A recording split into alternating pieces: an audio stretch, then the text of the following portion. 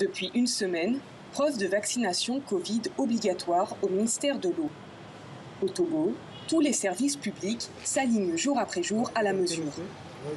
Une dose suffit pour un laissez-passer et tout le monde est concerné. La vaccination avait été déjà faite au niveau du personnel. Cette fois-ci, ça concerne plus les usagers. Parce que ici, c'est un lieu public. Au luxueux hôtel de Février, l'établissement a lui-même pris ses précautions.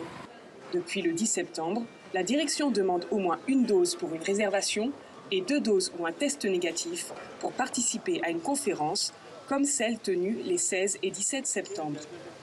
Serge Messan, le directeur commercial, s'assure des dispositifs. Ils ne peuvent avoir accès que sur présentation du pass vaccinal. Le plus important pour nous aujourd'hui, c'est d'éviter que l'hôtel ne puisse être la base d'un quelconque souci durant cette période. Mais pour le président de la Ligue des consommateurs du Togo, le gouvernement n'a justement pas assez préparé la population à une vaccination de masse. Donc il faudrait qu'on puisse aller par tact, par méthodologie, pour ne pas frustrer psychologiquement les gens. Il faudrait que l'autorité puisse rendre d'abord obligatoire la vaccination de la maladie à coronavirus avant de conditionner l'accès de ces services-là à la présentation de cette carte. L'association plaide aussi pour la gratuité des tests PCR.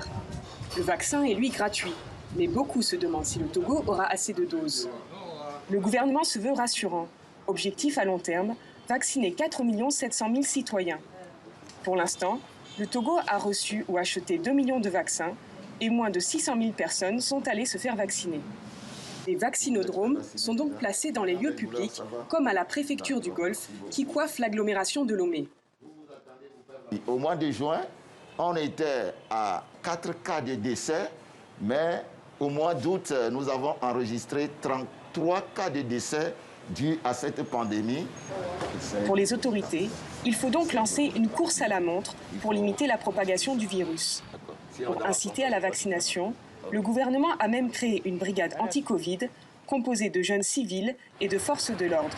Sa mission, procéder à des contrôles de preuves de vaccins à l'entrée des services administratifs, tout en sensibilisant ceux qui hésitent encore à se faire vacciner.